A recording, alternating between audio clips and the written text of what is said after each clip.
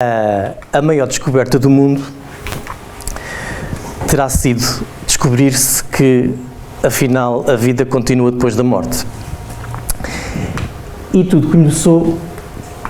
Bem, tudo começou... Não, isto tem um histórico anterior, mas o estudo de forma coerente e trabalhada e com pés e cabeças, desculpem a expressão, começou com Hipólito Rival. No dia 18 de abril de 1857 foi então publicado a primeira edição do Livro dos Espíritos. E eu vou fazer aqui uma interrupção, eu ando fascinado com isto. Eu descobri um site, tropecei nele sem querer, que é a Biblioteca Nacional de França, que é extraordinário. Vocês têm acesso a imensa coisa. Por exemplo, este livro dava para desfolhar mesmo, porque tudo bem, é a versão original em francês, mas muito bom. Uma foto do Hipólito Rival, portanto, do Allan Kardec. Enfim, ele em 1854 já tinha ouvido falar, já lhe tinham falado do fenómeno das mesas girantes, mas ele achou aquilo um disparate, não se interessava por estudar isso, e achava que aquilo era história para dormir em pé, como ele ficou para a história.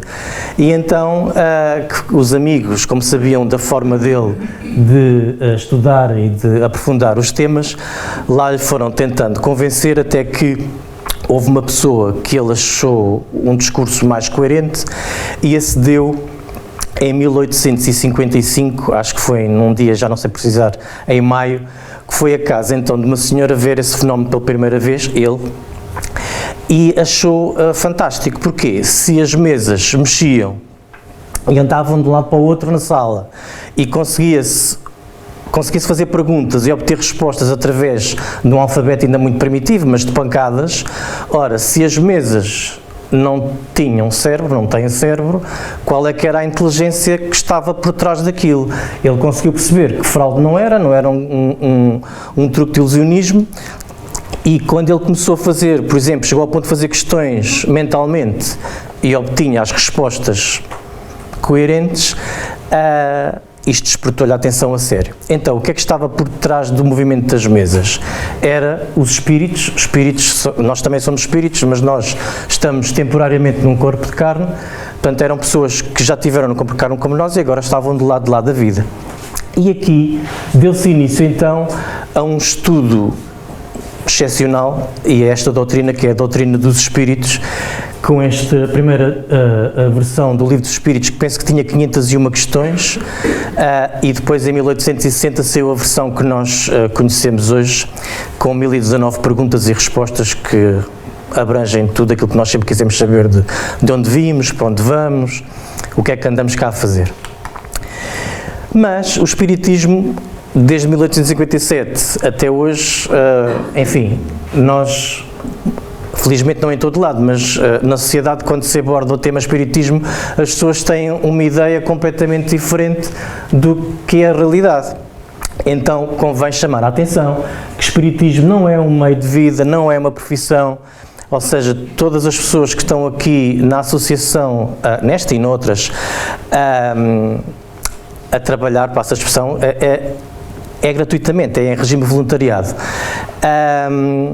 Logo, a maioria de nós tem uma profissão, há alguns que estão desempregados, outros que estão reformados, igual a qualquer outra pessoa.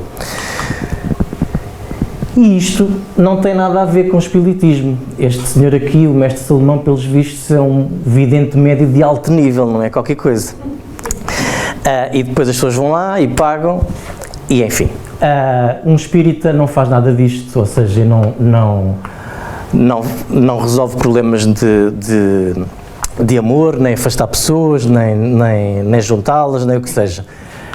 E este tipo de fechar o corpo ou o cofre, como às vezes há algumas expressões, enfim, mediunidade não é uma doença, logo também não tem cura, e é uma característica, enfim, que não tem nada a ver com isto.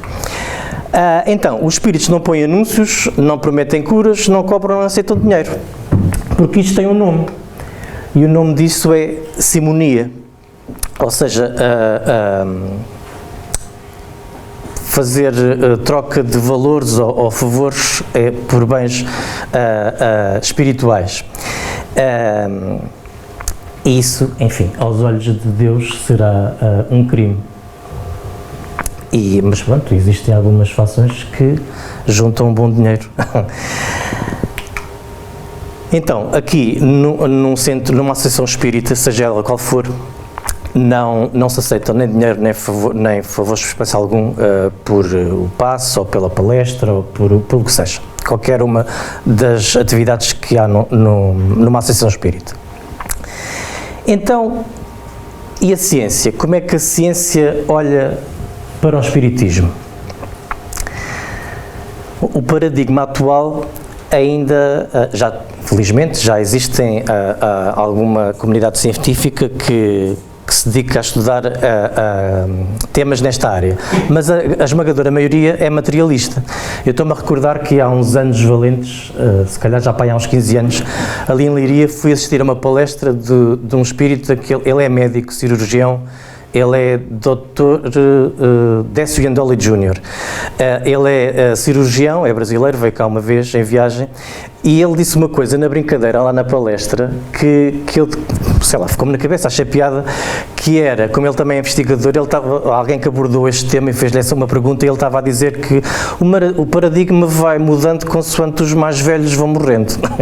Pronto, isto foi a brincar, claro, mas as coisas demoram algum tempo a mudar. Felizmente, existe alguma parte da comunidade científica que já vai fazendo estudos nesta área.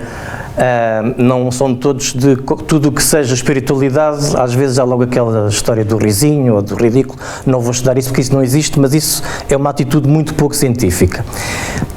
Por exemplo, o engenheiro Hernani Guimarães de Andrade, há um livro que até, acho que foi falado daqui há pouco tempo, não tenho certeza, que acho que até fui eu que fiz essa palestra, de 8 casos de reencarnação no Brasil, em que, nesse livro, por exemplo, isso é um exemplo entre outros, mas nós temos que começar a tomar mais atenção a isso.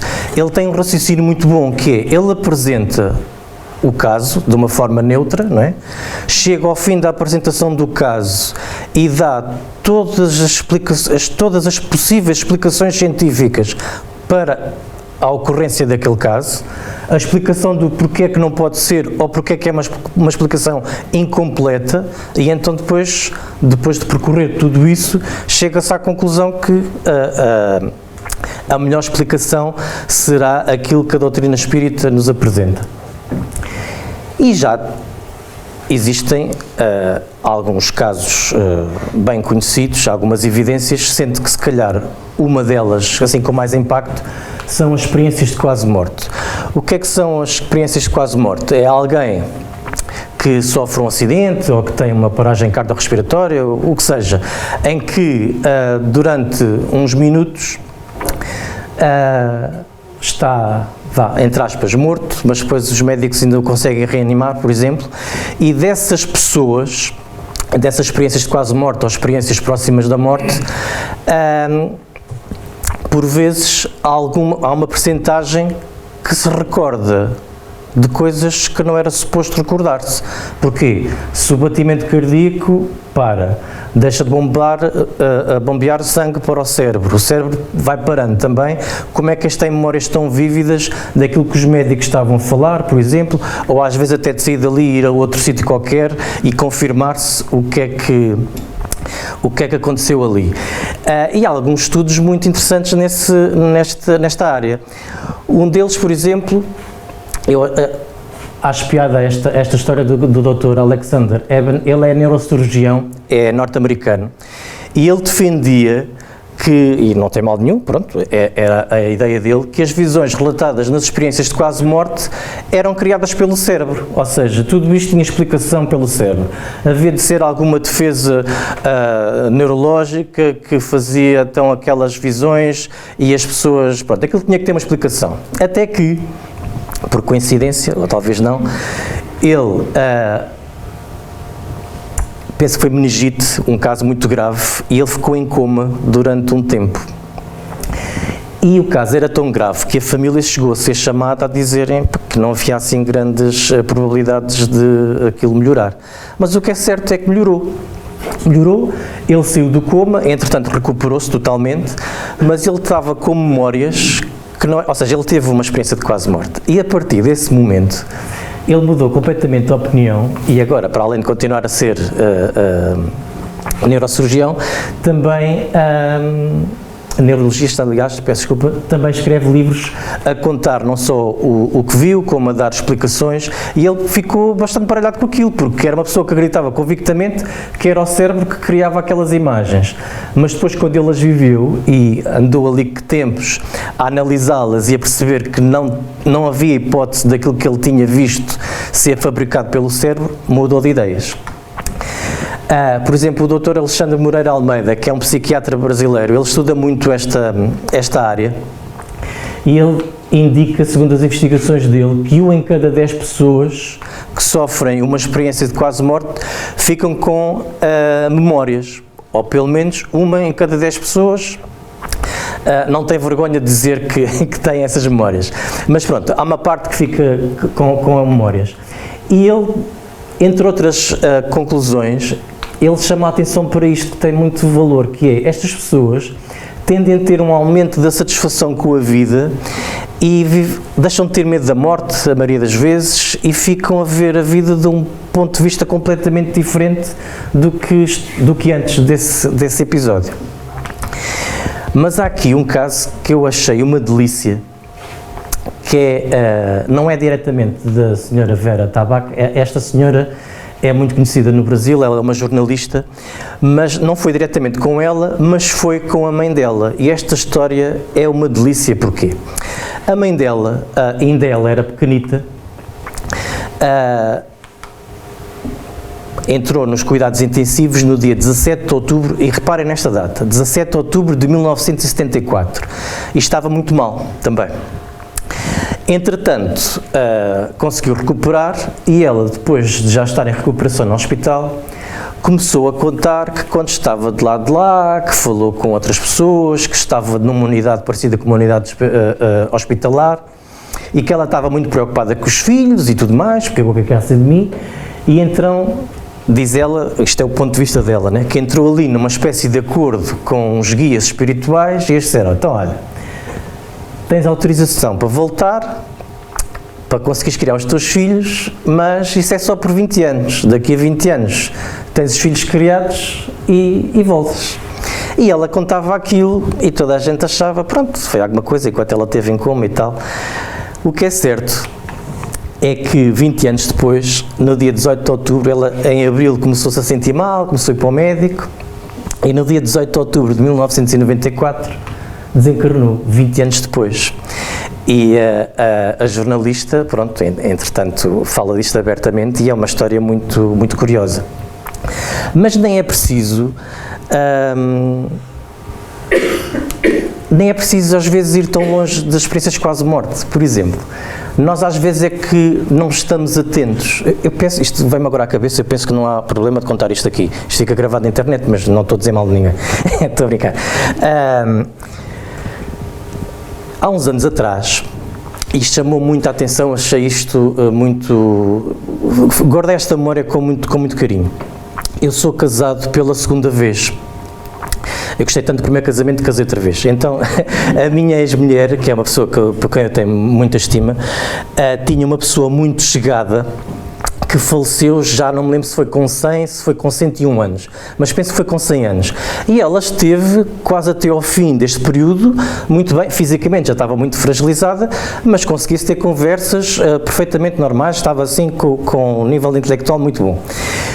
Mas claro, eu estou com 48 anos agora, e já começo a ter alguma dificuldade em ler, já tenho que ser com os óculos, então às vezes a ouvir também. Ela com 100 anos usava um aparelho, mas mesmo assim tinha que se pôr o aparelho no máximo, às vezes até só via aquele apitozinho, e mesmo assim era preciso falar muito alto para ouvir. Ora, ela, houve ali uma altura que ficou meio doente, foi internada e esteve internada ainda, já não me recordo bem, mas deve ter sido de volta de 2 semanas, e ao fim dessas 2 semanas então desencarnou. E por coincidência, no dia em que ela desencarnou, nós estávamos lá. E os médicos e enfermeiros foram impecáveis, deixaram-nos lá estar, até fecharam aquela cortina, ficámos lá, enfim, durante aquele processo a dar passe e tudo mais. Mas na noite anterior, isto é que me chamou a atenção, ela estando internada, tinham retirado tudo, né? Alianças, o aparelho do ouvido, tudo, não é? Ora, se ela já tinha dificuldade em ouvir com o aparelho, então sem aparelho, aquilo quase tinha que estar ali com o megafone. E achei curioso, porque na noite anterior nós saímos do pé dela, devia ser, não sei, mas 10, 10 e meia da noite, e tínhamos-lhe estado a dar sopa, e eu já não sei como é que isto aconteceu, sei que eu falei com ela, mas falei muito baixinho, mas nem era para ela ouvir, mas ela respondeu-me. E eu pensei assim, pá, mas espera lá, isto, se calhar foi coincidência. Então comecei-lhe a fazer perguntas e ela começou a responder com nexo. Mas eu estava a falar mesmo muito baixinho. Ou seja, já tinha ali começado ali um despreendimento, não é? Ela já deveria estar a ouvir não com os ouvidos do corpo de carne. Achei isto muito ignorante. E, sei lá, todos nós, se calhar, já temos exemplos destes, só que muitas vezes as coisas passam todas percebidas. É tudo tão a correr, uma pessoa nem nota. O Dr. Kenneth Ring, que é professor de Psicologia nos Estados Unidos, e ele está muito ligado a estudar experiências de quase-morte, ele descreve as experiências de quase-morte em 4 fases. Sensação de paz, de serenidade e tranquilidade, na maioria das pessoas que passam por essa experiência, e vou abrir aqui um parênteses, há uma percentagem muito, muito, muito pequenina, mas há uma percentagem de pessoas que passam por experiências de quase morte e que não sente nada disto, é o inverso, aflitivo, pronto. A sensação de saída do corpo físico, em que são espectadores de uma cena que vê o seu próprio corpo, normalmente de cima, de fora, pronto. Sensação de flutuar associada à ideia de passar um túnel escuro. Não sei se recordam daquele quadro que há pouco passámos, aquilo já tem uma série de séculos, é muito giro. Parece que o pintor deve ter falado com alguém que passou por uma EQM. E por vezes também encontros com um ser de luz, e depois aqui a interpretação é conforme a crença das pessoas, né? Se forem ateus, diz que vem a luz como um ser de bondade, de sabedoria, depois dependendo da religião, outros que são anjos, ou que é Deus, ou Jesus, ou Maria, o que seja. Mas isso não importa. O que importa é a experiência pelo que as pessoas passam e têm tanta coisa em comum. E depois, muitas vezes, também vêm edifícios muito bonitos, jardins, pessoas conhecidas, outras desconhecidas, dá a ideia que estão numa cidade, ou em cidades, num mundo espiritual. Então, e onde é que será esse mundo espiritual e porquê é que nós não temos acesso a ele? O mundo espiritual está aqui à nossa volta. Possivelmente ainda não temos equipamento para o detectar. Vou dar exemplos. Nós agora, felizmente, vou acreditar que todos nós temos o telemóvel desligado, ou pelo menos em modo avião, mas vamos imaginar que estávamos com o telemóvel ligado. Se alguém ligasse aqui para a Cláudia, era o telemóvel dela que tocava, não era o meu, certo? No entanto, estamos aqui rodeados de uma série de comunicações que estão a passar pelas antenas e via satélite e tudo mais. O mesmo se passa com o rádio. Também está a passar, estamos rodeados de ondas de rádio. Ninguém vê nada, ninguém sente nada, mas se ligarmos o rádio e formos sintonizando, vamos apanhando várias postas. Nota-se que eu já estou a ficar velhote, que eu de sintonizar o rádio é dar à roldana em vez de ser... Enfim. Televisão, ou seja, nós estamos rodeados de uma série de coisas que nós não temos, não sentimos, não temos noção delas. No entanto, elas existem. E já temos alguns aparelhos que os detectam. Então, os nossos 5 sentidos, o olfato, o paladar, a visão, a audição e o tato, são muito bons, sim senhor, mas se calhar são imperfeitos, porque não temos noção do que está à nossa volta. Até coisas do campo material, como por exemplo o ar, eu só o sinto se começar agora assim a dar aqui com muita força e começo a sentir o ar na mão. E no entanto estamos rodeados dele. aqui este senhor, o senhor, eu não sei pronunciar isto, mas vamos ficar pelo apelido, o senhor Hertz, foi quem inventou, ele era alemão, foi quem inventou as ondas de rádio. Ora, e ele, entre 1885 e 1889, foi a primeira pessoa a emitir e a receber ondas de rádio. Era um estudioso do tema. No entanto, ele disse, o fenómeno existe, mas não serve para nada. Para ele, naquela época, aparentemente não servia para nada. E, no entanto, hoje nós temos tanta e tanta coisa que está baseado na investigação que este senhor dedicou, possivelmente, grande parte da vida dele. Então, se calhar, podemos fazer o mesmo raciocínio para aquilo que eu estava a falar. Por exemplo, existem pessoas com mediunidade ostensiva que têm a capacidade de ver espíritos, outras que têm a capacidade de ouvir. Eu, por exemplo, que sou um calhau com olhos, não sinto nada, pode estar aqui um espírito ao meu lado que não vejo, não sinto nada. No entanto, se tiver aí um médium de evidência, consegue o ver. Então, se nós um dia tivermos uma máquina que consiga detectar isso, se calhar não é assim tão disparatado. Porquê? Nós já temos máquinas que conseguem tirar raio-x, certo? Infravermelhos, ultravioleta, ultrassons.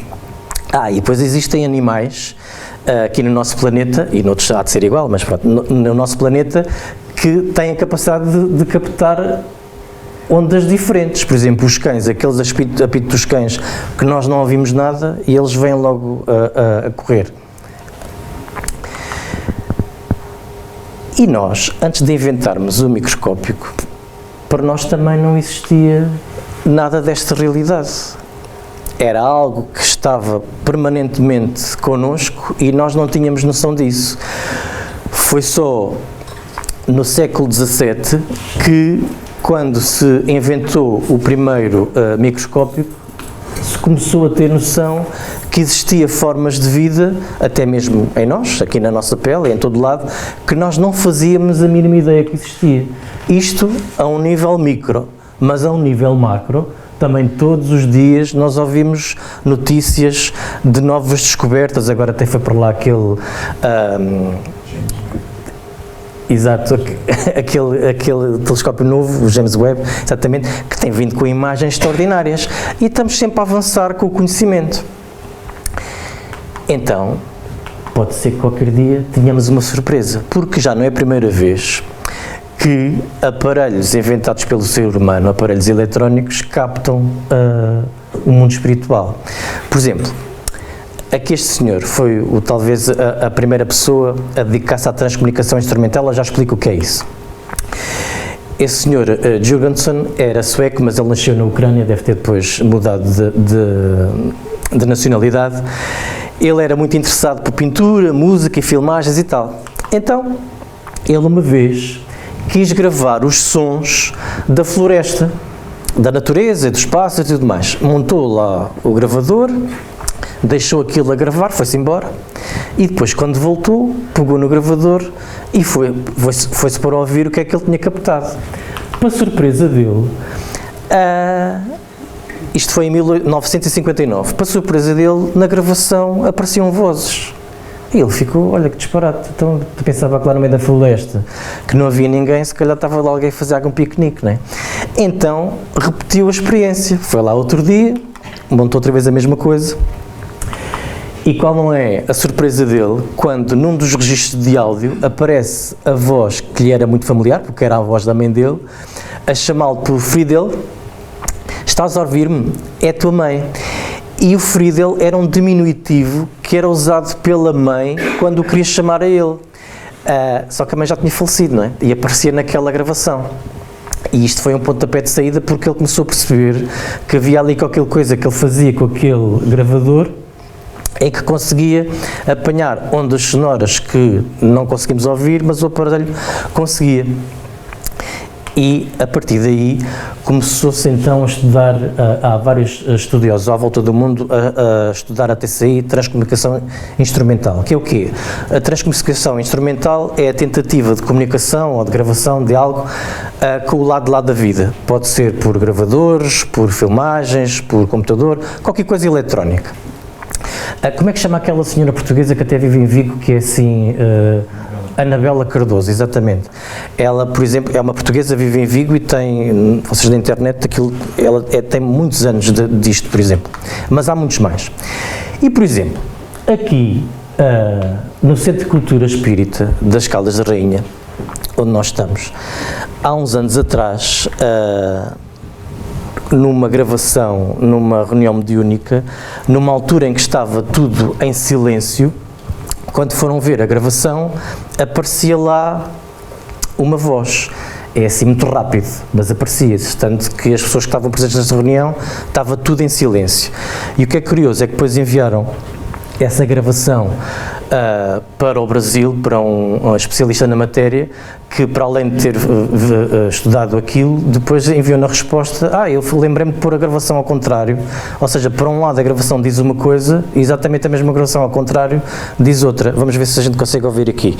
Isto é muito rápido, eu penso que o som está ligado.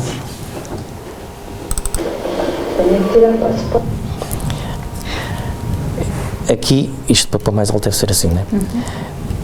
Não faz sentido, mas é engraçado. Tenho que tirar o passaporte. Reparem lá. Tenho que tirar o passaporte. E quando se passa a mensagem ao contrário, podemos ir buscar a encomenda, ou tem que se ir buscar a encomenda. E é interessante. Ora, enfim, pode ser que qualquer dia, agora...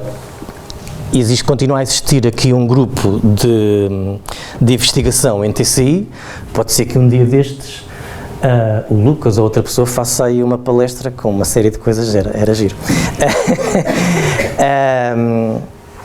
Então, aqui mostrava-vos dois exemplos que foram recolhidos numa associação espírita, mas, por exemplo, eu falei ainda agora da senhora Anabela Cardoso, que não é espírita e tem N gravações. Existem N investigadores que não estão ligados ao espiritismo que conseguem entrar em comunicação com o lado de lá da vida. Portanto, isto não é algo que seja exclusivo do espiritismo, como é óbvio.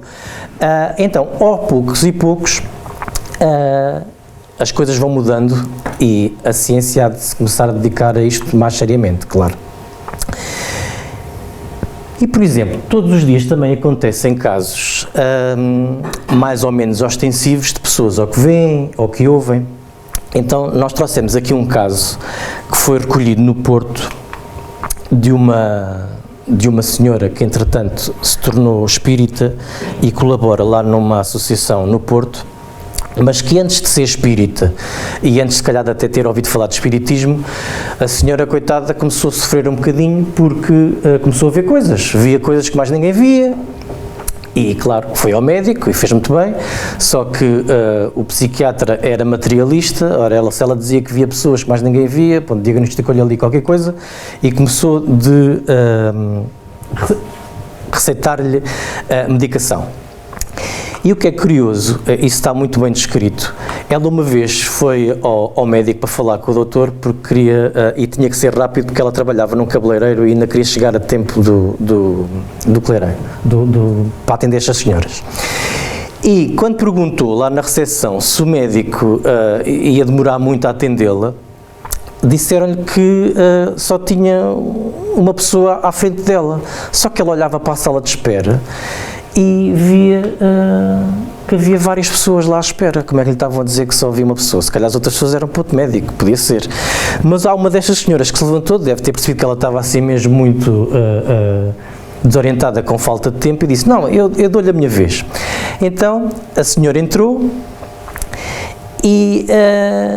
e ela começou a explicar ao médico que não se andava a sentir bem, que estava cada vez pior. Então lá fora estavam a dizer que só havia uma pessoa à espera e houve tantas. E o médico levantou-se, foi confirmar, abriu a porta do consultório e do lado de fora só estava de facto uma pessoa. Não, só está uma pessoa. Pronto, e a senhora via várias. Então o médico lá voltou e ela, muito aflita e se calhar qualquer um de nós, sem conhecimento de espiritismo, já estaria, como a senhora estava, profundamente triste e a pensar que era biruta. E então, enquanto o médico estava a começar a preparar uns papéis, se calhar ia para lhe passar alguma outra receita, ela viu entrar um senhor de cabelos brancos, com um ar muito distinto e tal, que estava ao lado do médico. E ela, enfim, achou parecido aquele senhor com o médico. E depois lá terá dito ao médico, olha, isto... Lá fora eu vi uma série de pessoas que mais ninguém vê, e agora tenho que lhe dizer que cá dentro também está aí um senhor ao seu lado, de um aspecto muito distinto e tal, e pronto, e o médico, e que era muito parecido com o médico. O médico parou, estarrecido, a olhar para ela, e começou a puxar por ela. Então, e como é que ele está vestido? E ela ia descrevendo como é que o senhor estava vestido. Um fato cinzento, com risca branca, e tudo aquilo, depois ela descrevia tudo perfeitamente. E descreveu o colete e os gestos que ele fazia, não sei o quê. E descreveu que a risca de fora que eram iguais, aliás, não eram iguais, mas pronto, descreveu aquilo com muito pormenor. E o médico ia ficando cada vez mais admirado.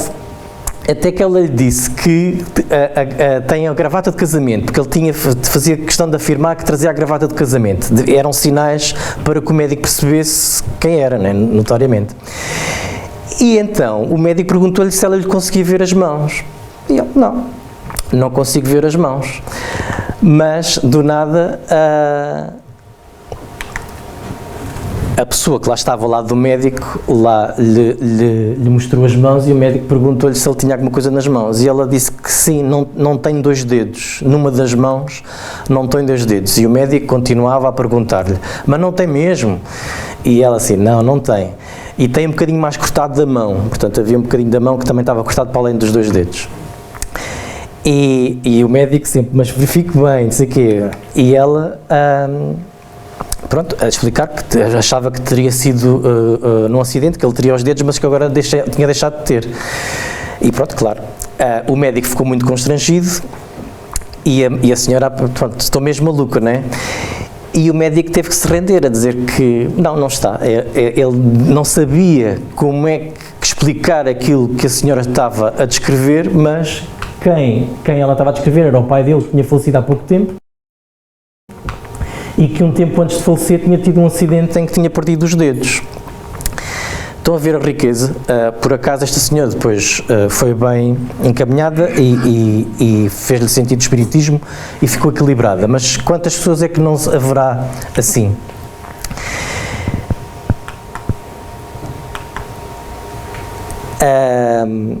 Isto são manifestações espontâneas de mediunidade.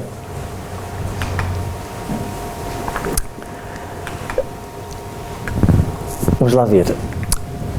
Isto se calhar é bom entrar aqui.